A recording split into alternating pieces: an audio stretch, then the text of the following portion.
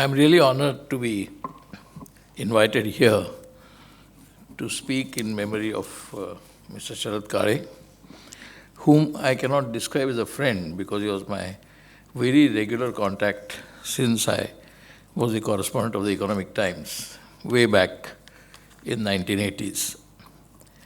After he became Municipal Commissioner, from Times of India Municipal Corporation Office is just not even stone's throw, though many stones were thrown at BMC as well as at Times of India.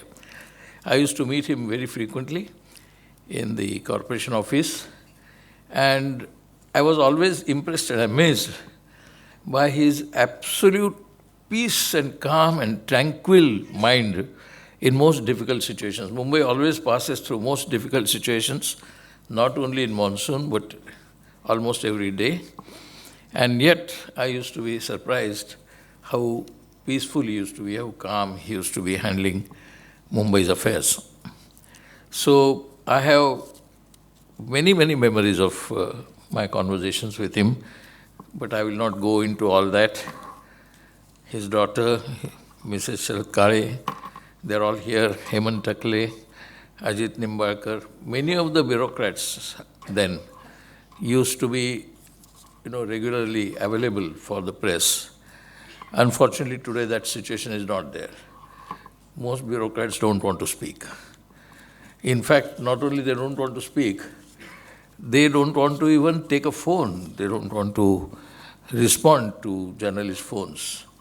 I wonder what is that they're afraid of. But something must be that they're afraid of. But in Delhi, I was in Delhi both as a member of the Rajya Sabha as well as a journalist, and I found general quietness that you always wonder why people are so quiet. Itna sannata kyun hai bhai? In Delhi particularly, but even here. In Mantralaya also there is a sannata. Unless the subject matter is of their quote-unquote interest, they would not really speak.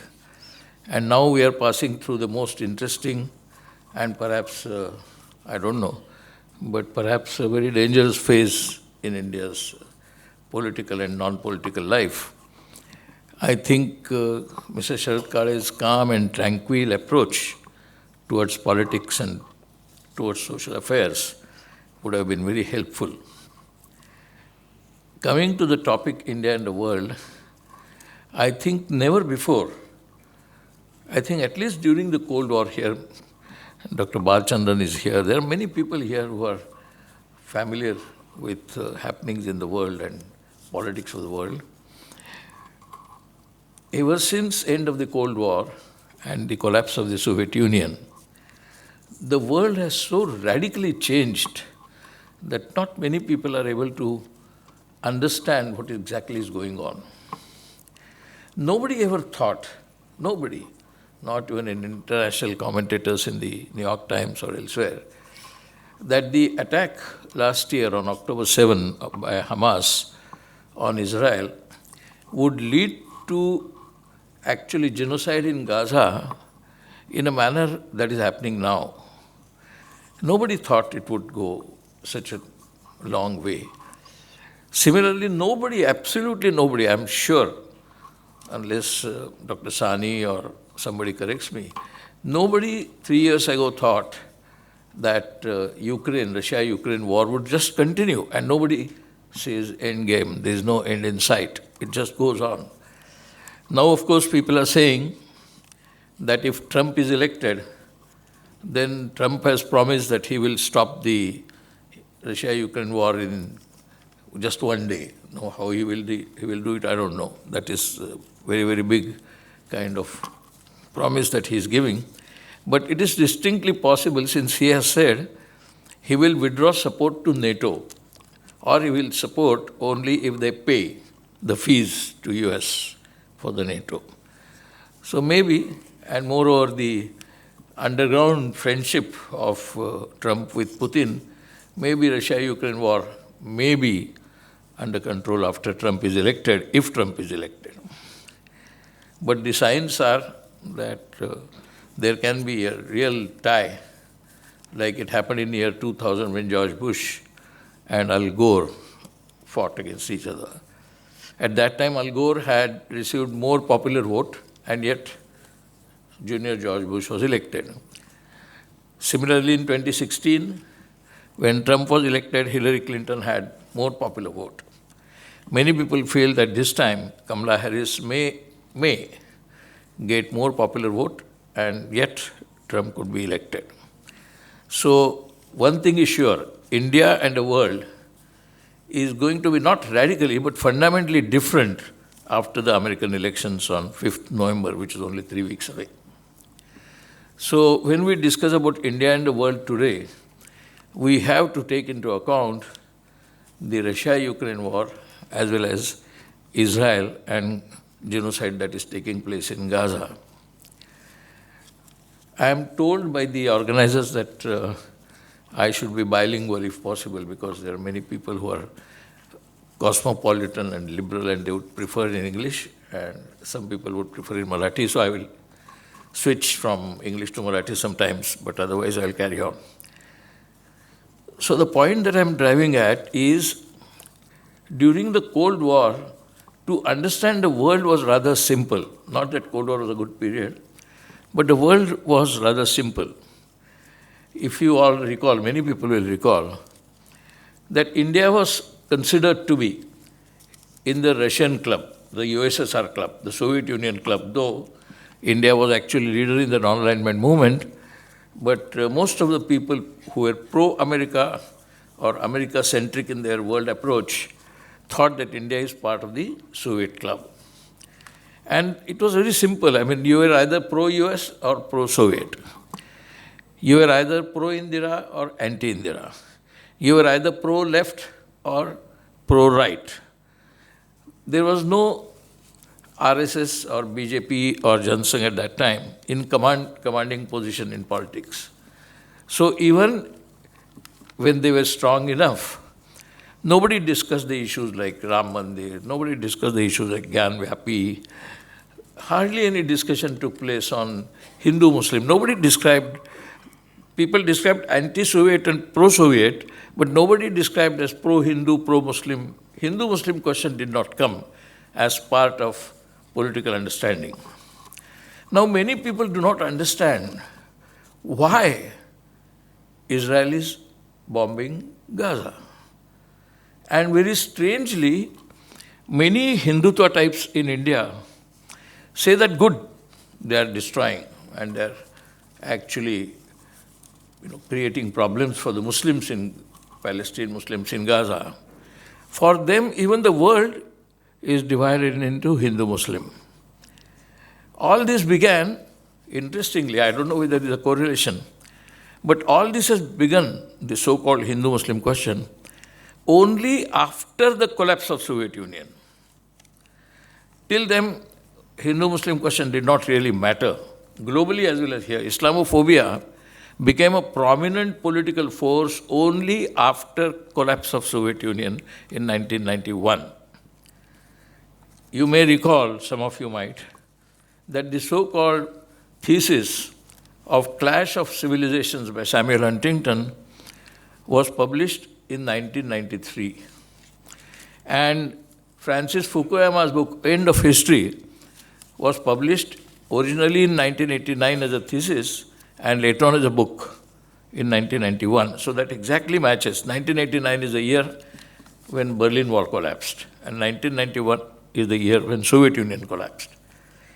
And is it a coincidence that 1991 Soviet Union collapses, 1989 Berlin Wall has collapsed, and 1992 Babri Masjid is destroyed? There may or may not be the link, but there is distinctly possible an ideological link, global ideological link. And if you recall, many might recall, I being in newspaper, I definitely remember all that. Almost every day, on front page of Times of India, Indian Express, everywhere, there would be some story, some photograph of some Islamic terrorist hacking somebody, some journalist, some tourist, some mountaineer, killing some American or European tourist, and there would be ghastly pictures on the front page of the brutality of. Suddenly those have stopped. I have not seen any such picture. Now it is all official, the bombing. But that time, they used to be on front page. I remember a Wall Street journalist was kidnapped and hacked to death in Pakistan. I had gone to Pakistan several times, 4 or 5 times I have gone there, and I have found in Pakistan, I might tell you, there is far less hatred towards India and Hindus than in India I see hatred towards Pakistan and Muslims. This may appear to be some biased observation, but actually it is not biased. I have gone 4 or 5 times and checked. Of course, there are fanatics there also, just as fanatics are there everywhere in the world, even in India. But I have not seen the kind of vengeance that I see in India, that I have not seen in Pakistan. Pakistan, which is less than 17 crores, which is actually less than whole of Uttar Pradesh. The population of Uttar Pradesh is about 22 plus crores, and Pakistan is less than 17 crores. And yet, all the so-called 140 crore people are every day fed with the fear of Pakistan. That fear of Pakistan is actually so-called imagined fear of Muslims in India. Most people of that ideology feel that Pakistan is just an extension of Muslims here. So Pakistan is not a country. They don't recognize Pakistan as a country. Pakistan is an extension of Muslims from here. I remember this feeling was slightly introduced in 1969 when I was a journalist, when Zakir Hussain died. And when Zakir Hussain had become president in 1967, there used to be talk that now we have elected a Muslim in the Rashtrapati Bhavan, and what is this? It can be dangerous because he will be a Pakistani agent. It was common talk in some circles that Zakir Hussain would be a Pakistani agent. That feeling did not grow. That campaign did not grow. That gossip did not take actually any position among the Indian people. So much happened after that. In 1984-85, after Indira Gandhi's death, actually the word terrorist was equated with Islam only after 1979. Till that time, nobody. I remember, as a journalist, we used to get stories from Punjab and places of militant activities, and we used to discuss in the newsroom how to describe them. Should we call them militants, extremists, terrorists, or fundamentalists? We never could agree on that. So sometimes a reporter or a sub-editor on the desk would put Sikh militants, Muslim militants, and so on and so forth. So militant was an accepted word. Extremism, the term extremists came little later. Fundamentalists and terrorists came much later. And later on, even a small-time murder in Mumbai, if it was done by a Muslim, it would be a terrorist or fundamentalist murder. All that has now become normal. To think that every Muslim is a potential terrorist or actual terrorist is actually acceptable in majority of the, ironically, middle-class families. Educated middle-class families I find here are far more communal than I found them in Pakistan. I'm not talking about Bangladesh now, because Bangladesh again today has changed its colors and changed the political color of the South Asia. Why South Asia is so important for understanding India and the world? You will find there are no wars going on except Russia and Ukraine in Europe and America. Most of the wars are taking place in West Asia and South Asia, not even in Southeast Asia. Except for Russia, Ukraine, and Ukraine being totally supported by NATO, and Russia trying to protect itself from NATO, and so nobody knows exactly what will happen to that war. But one thing is sure, that nobody is discussing now in so many words like that time, that what is Russia's position and what is America's position, though people think that Russia is backing Palestine, or Arabs, all Arabs will unite, all Muslims will unite for support to Palestine. We have not seen any such thing happening. All the Arab countries surrounding Israel, actually, quote unquote, as Israelis feel threatened by the Arab surrounding, but they have not united. They have not actually confronted Israel, despite the fact that Israel is bombing Gaza Strip for the last so many months, 1 year now. So what is the so-called Arab unity? What is the so-called Muslim unity? Muslims are being killed, Jews are killing them, and Israel doesn't have as many multinational corporations as America has, or Britain has, or sometimes even Germany has. Then what is the meaning of Israeli imperialism, which is described by some people as Zionist imperialism? What is Zionist imperialism? What do they want? So much is being talked about in India that majority of the Indian systems and Indian people are now virtually enslaved by the systems created by Mossad. We don't quickly understand the role of Mossad, but Mossad is being talked about in Delhi very often, role of Mossad. Maybe because of Pegasus, maybe because of all the cyber technology that they have introduced, all the drone technology that they are promoting. So definitely there is something sinister happening behind our scenes. So to understand India and the world is not as simple as it was during the Cold War, when it was simple to understand you are pro-American, pro-right, pro-capitalist, pro-market, or you are pro-state, public sector, pro-Nehru, pro-Indira Gandhi, and so on. Now it is not like that. And therefore today, to discuss India and the world is like talking in a complete wilderness. And that wilderness is affecting, for instance, not all of us actually believe, at least majority of the people don't believe, that there is going to be a larger war or equivalent of Third World War. But still, you will find that Atomic Bulletin Journal which comes, which says that the nuclear war possibility is just 3 minutes away or 2 minutes away. And why? Because Iran is supposed to be having nuclear weapons. Israel is supposed to be having nuclear weapons, though both have not publicly disclosed. India has nuclear weapons. Pakistan has nuclear weapons. Russia has often threatened that we have withdrawn our conditions and we can use nuclear weapons. Ukraine may not have, but actually it has, nuclear weapons.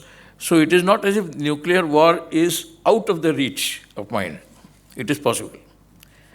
But we are not thinking of Third World War, or we are not thinking of even World War.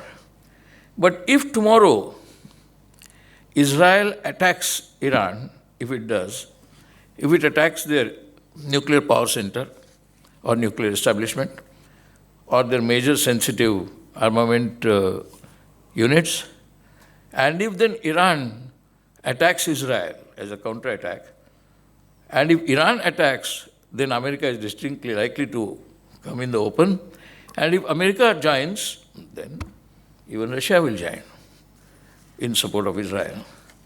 So it is not, war is not completely to be ruled out. It is there, it is in the wings. War is definitely there in the wings, but we don't know what will happen. It depends on leaders, or it depends on public opinion, or it depends on the situation emerging and has its own spontaneous responses leading towards war. So I was just referring to the situation in 1913 and 1914. 1914, First World War began. At that time, nobody ever thought, I mean, all the, kind of papers, luckily now Google has them, just before August 1914, nobody thought there is going to be First World War, going to be a full-scale world war, in which crores will be killed, millions will be homeless, hundreds and thousands will be maimed. Nobody thought. And even after the war started, after the murder of Sergei, nobody thought that it will go on for nearly 5 years.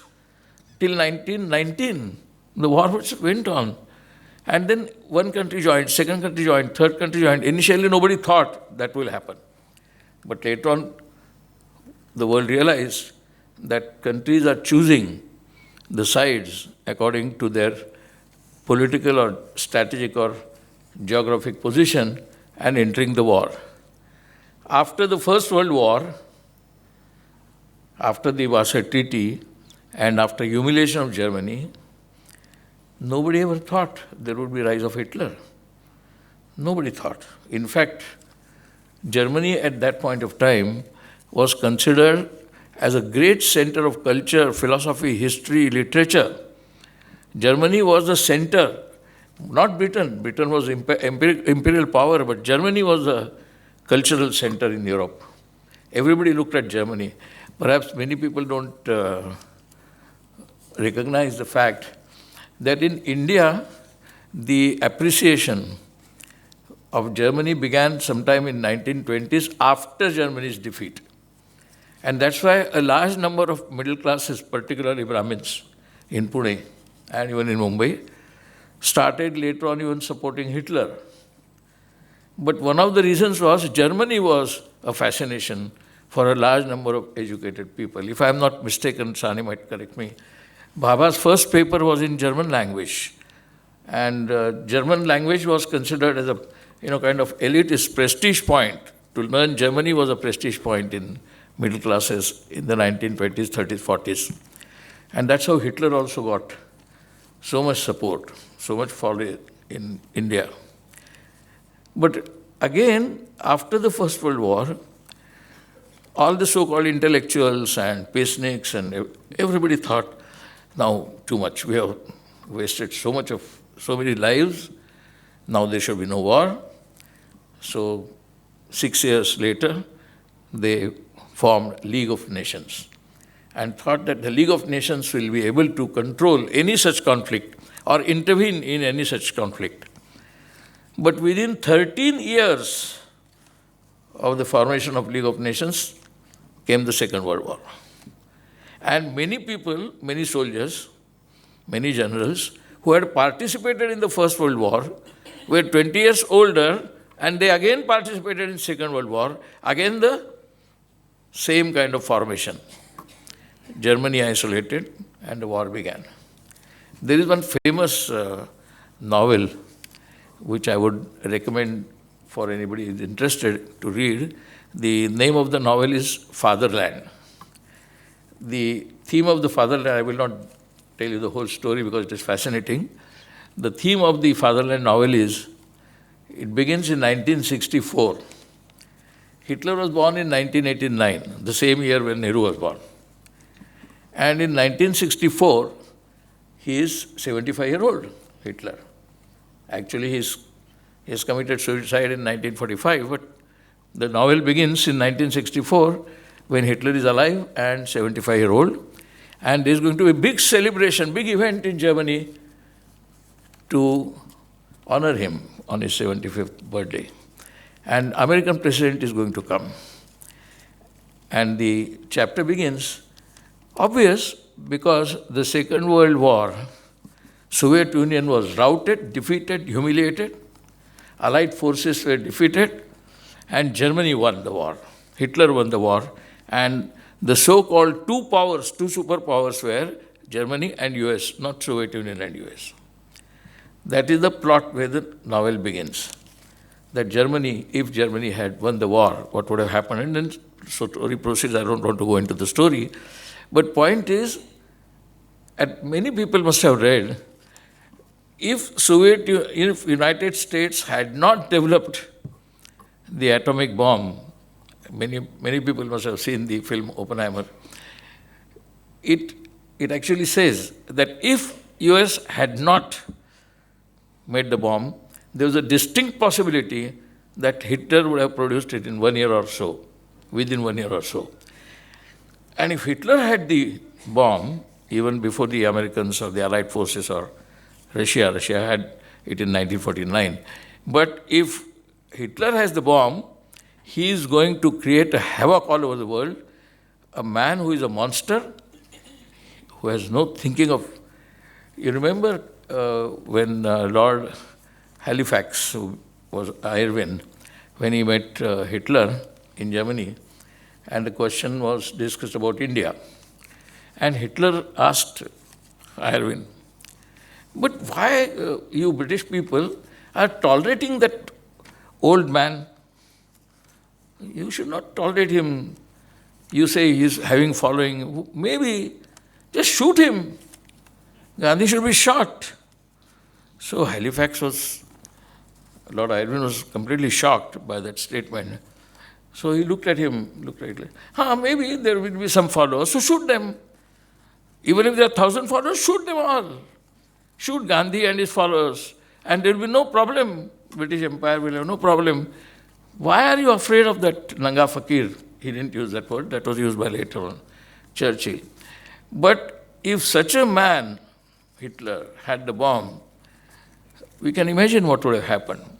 So while many peaceniks condemn America, like in Oppenheimer films shown, for having a bomb and dropping it on Hiroshima and Nagasaki, it was perhaps a very difficult choice because Germany was to have a bomb. And later on it became clear that he did reach close to the bomb in 1943-44. So Hitler killed himself in 1945. And actually then the war should have ended. But it did not. America dropped the bomb on Hiroshima and Nagasaki in August 45, despite the fact that in May 1945, Hitler was dead.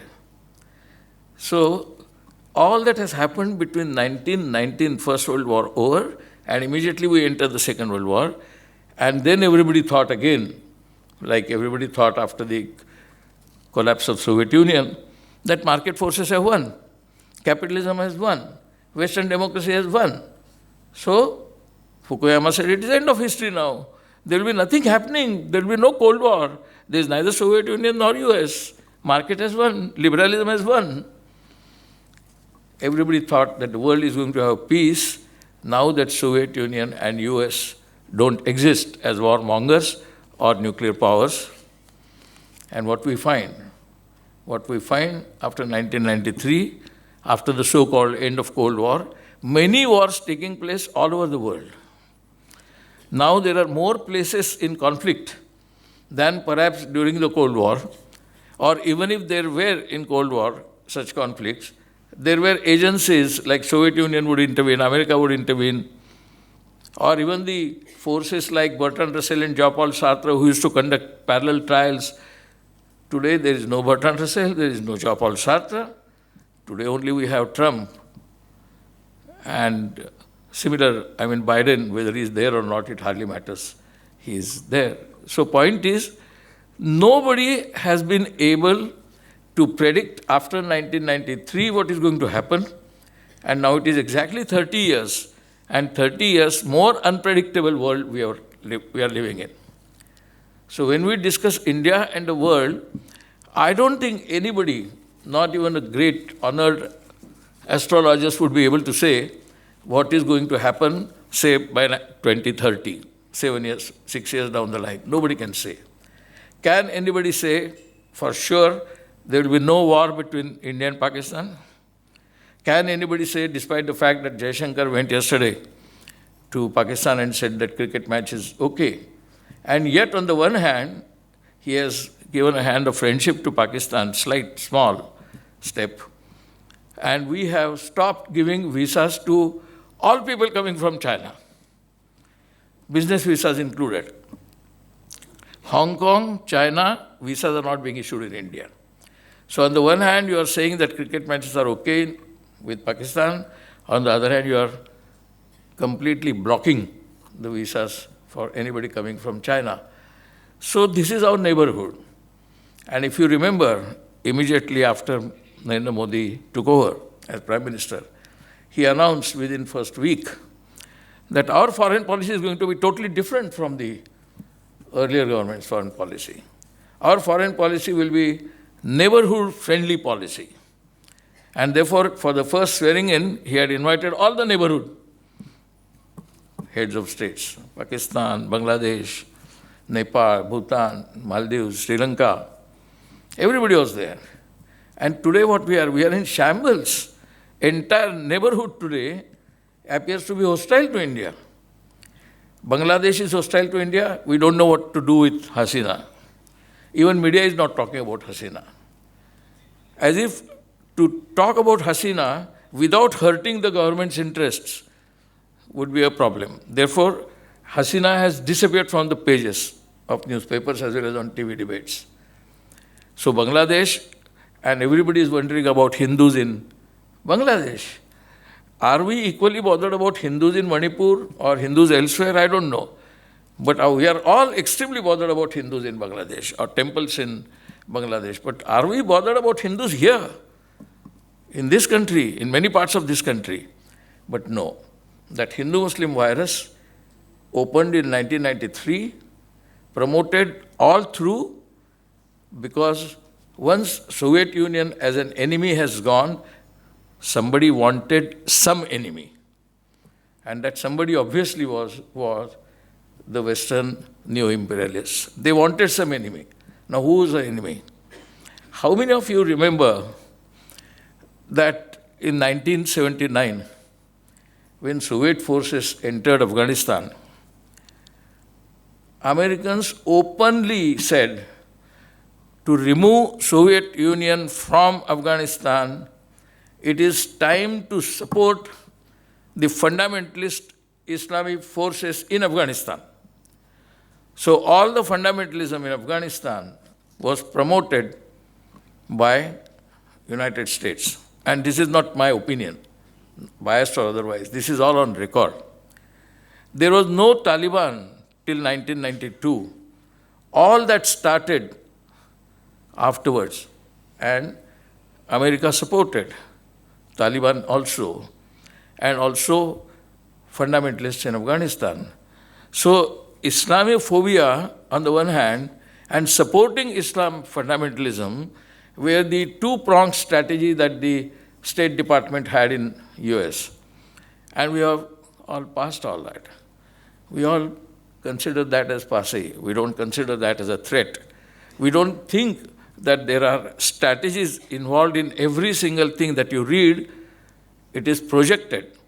You don't get to read or you don't get to see on any Indian channel, on any Indian news channel, you will not see Israel-Gaza war. You will only see commentators talking about Israel-Gaza war, slightly supporting Israel, ignoring Gaza, or not bothered about the massacre or genocide going on there. Majority of the media supports Ukraine, and government of India says we are equal. For Russia and Ukraine, we are on the same, we are on the both sides. We are not either with Russia or with Ukraine. Because from Russia we get oil, which we sell at higher prices, actually doing a kind of official black market. From Russian, we get certain oil at certain price, and then we double the price and sell it to Europe.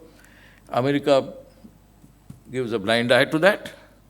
So every country or every nation in the world has become so opportunist in their economic affairs that they don't care what the other party is doing, which was not the case during the Cold War. Every small thing would be compared and would be deleted or would be promoted and so on and so forth. So India and the world today is living in a very strange situation. Sometimes I wonder whether we have foreign policy at all, because the so-called neighborhood foreign policy has collapsed. We are not sure whether we are supporting Zelensky or Putin. We are not sure whether we are supporting in advance, indirectly or directly, Kamala Harris or Trump. Whoever wins will try to adjust. When Biden was elected, Modi said Biden was his school friend or something like that, very old friend. Not school friend, but something like old friend. Because any president or prime minister who comes, Modi says he was his friend.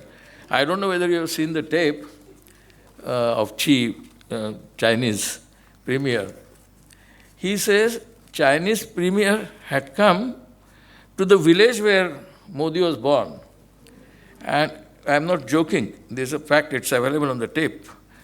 And that speech, Modi's speech. And you will not believe, entire bureaucracy, top bureaucracy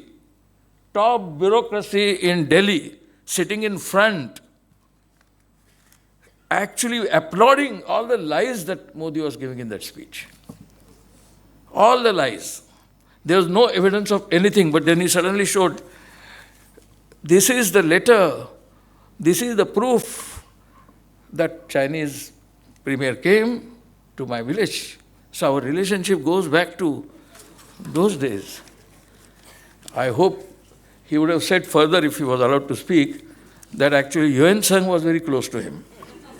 But he did not have enough time to speak that much.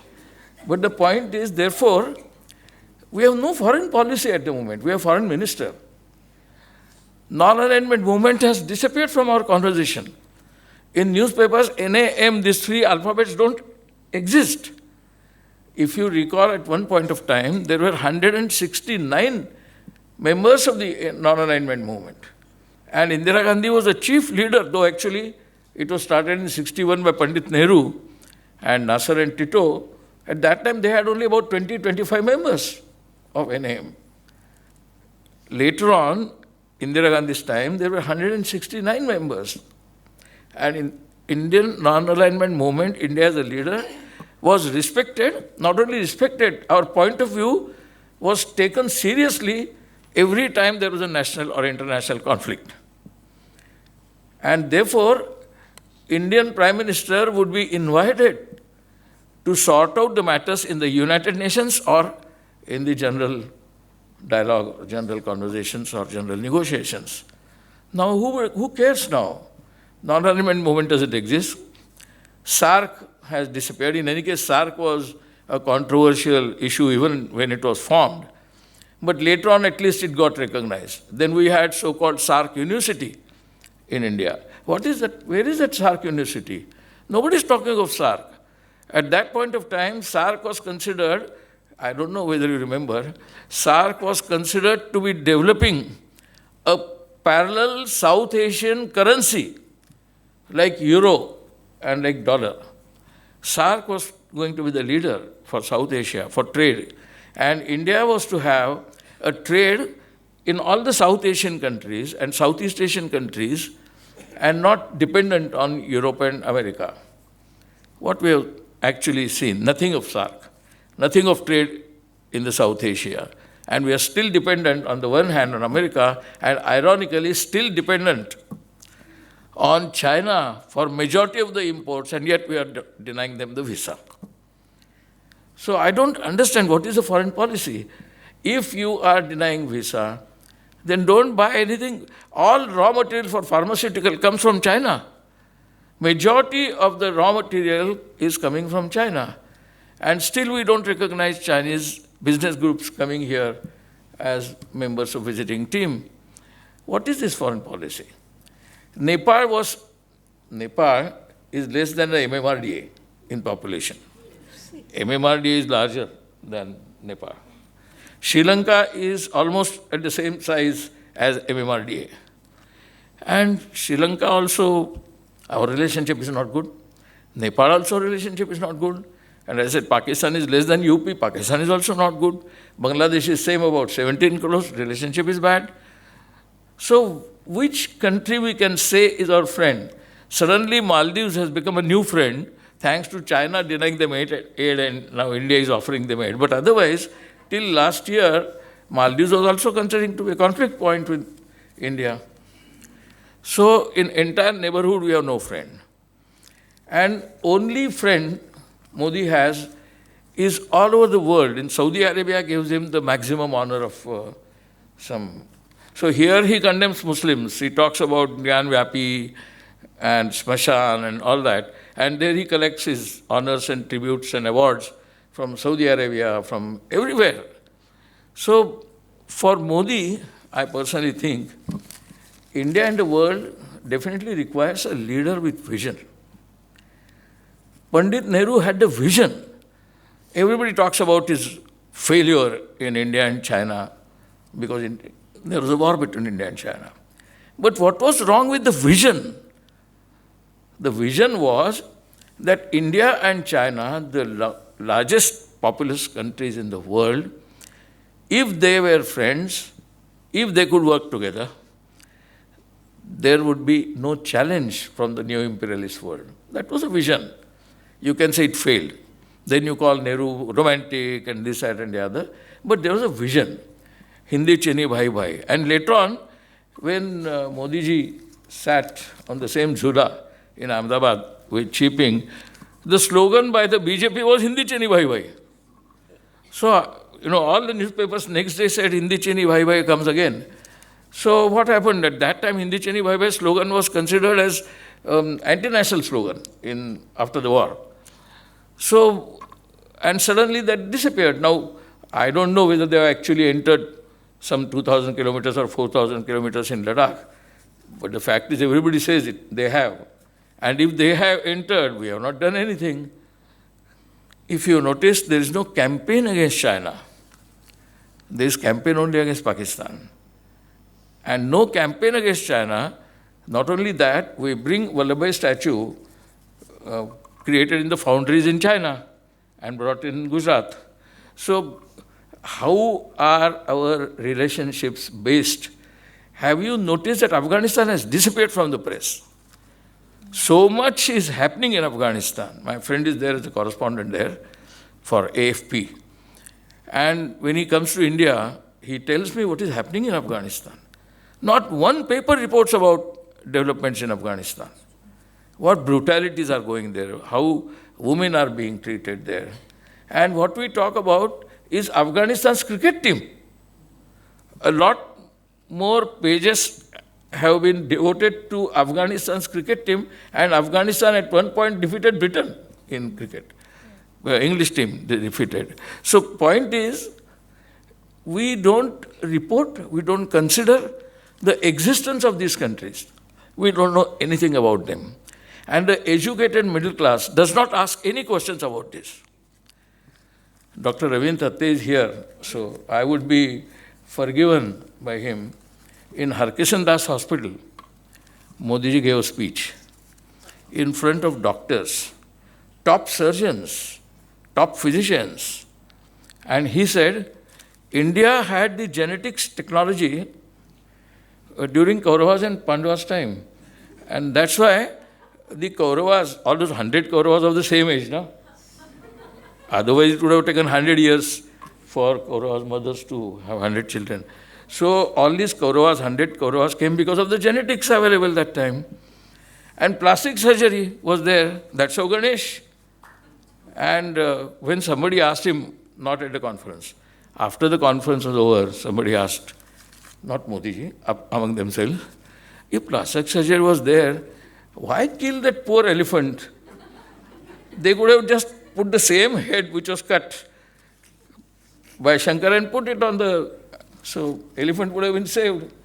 Nobody asked any question to Modi about the so-called achievements in the ancient India, about genetics, about technology, plastic surgery, and so on and so forth, because nobody asks.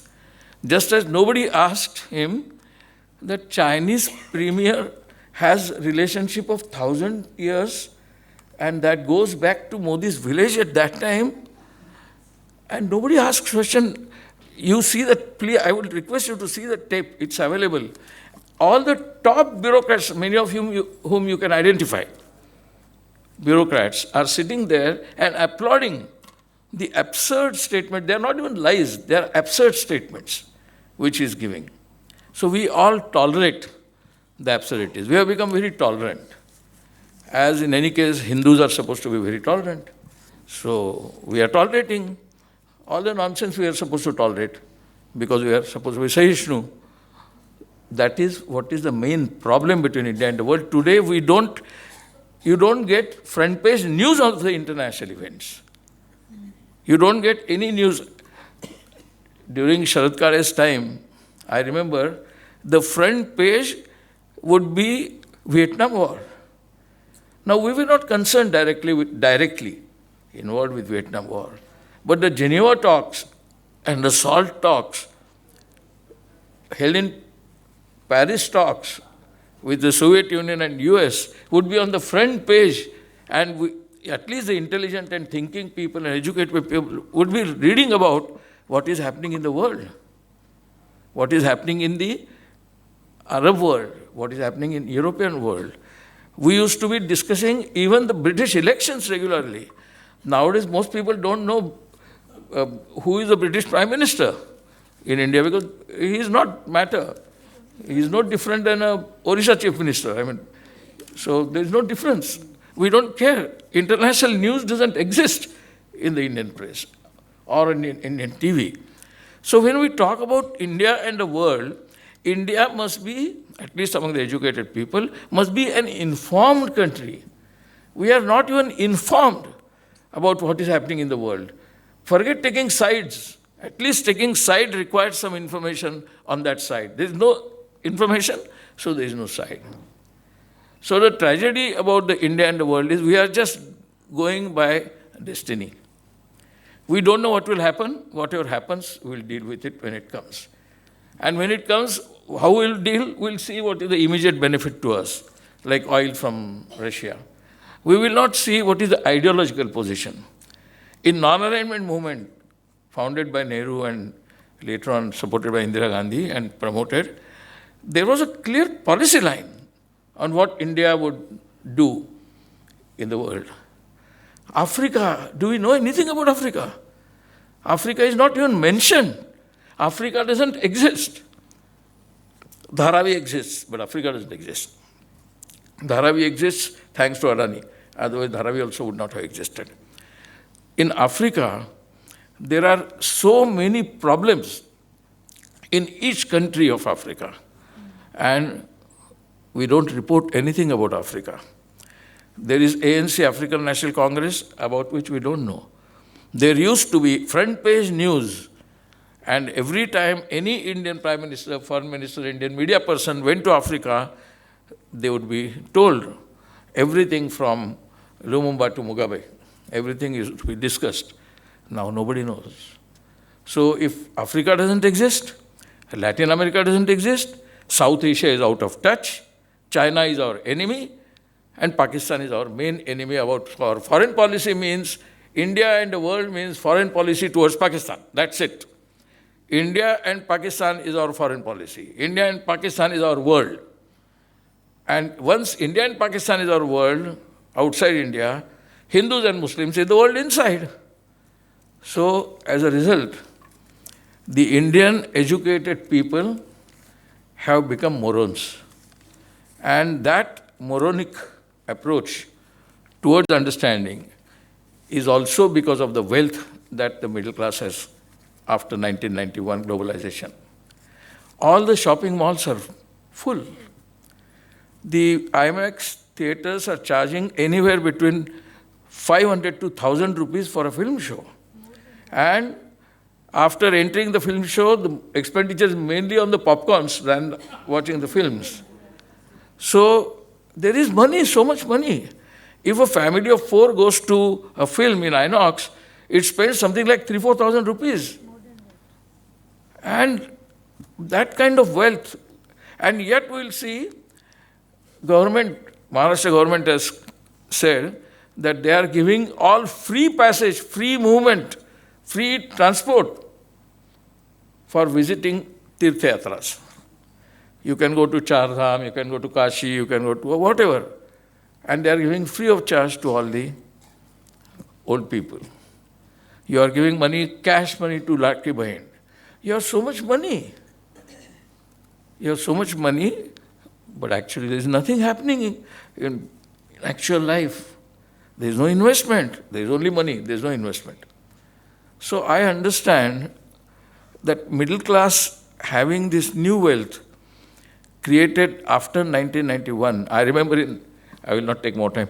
I remember when in 2005, Dr. Manmohan Singh, I may be wrong by 1 year or 2, Dr. Manmohan Singh said, I do not approve of 6th Pay Commission because 6th Pay Commission would put burden of something like 18,000 crores, something on the national budget. He was condemned by the entire higher middle class. 6th Pay Commission should be there, 7th Pay Commission should be there. I remember having come to this very place under the instructions of Sharad Kale ji. He had organized here a pensioners conference. and how retirement age should be extended. Here only, in this ground hall, that what should be the pension, old pension, new pension, debate did not arise at time. And today, some pensioners are drawing more than their children's salaries. The children are working in software, either here or abroad, and pensioners are... So there is a lot of money coming in pensions, there is a lot of money coming in all these lively type yojanas. So there is a lot of money in the market. I asked Honorable Vijay Ketkar once that you were an economic advisor to 4 governments. So he has seen 4 different governments. So why there is so much money in the market? Why gold is 79,000? I mean, unless somebody is ready to buy at 79,000, gold price cannot go up. If nobody goes to buy gold, suppose nobody goes to buy gold, then prices will crash. But that 79,000 works because people are buying. There is no, according to all industrial reports, manufacturing has gone down, shipping has gone down, majority of the businesses have gone down, all the quarterly reports are not doing well, some are doing well, and yet stock market is 85,000. Stock market is 85,000, gold is 79,000. Who is putting all this money? Because there is a lot of money in the middle class hands. They can put that money in the stock market, they can put the money in the gold. Enough. Why should they worry about whether plastic surgery was there in the Pandavas' time or not? Why should they worry about the killing in Gaza? Why should they worry about Ukraine and Russia? It's all there. We don't have to worry about. So unless our educated class and the media is mainly guilty of this. I'm part of the media and I'm sorry to say this, but media is mainly guilty. Media is keeping us ignorant. Media is keeping us actively ignorant. And it is our duty to go beyond media and try to understand the world, and then we'll know what is the relationship of India with the world. Only way is to learn more about non-media solutions. Thank you very much.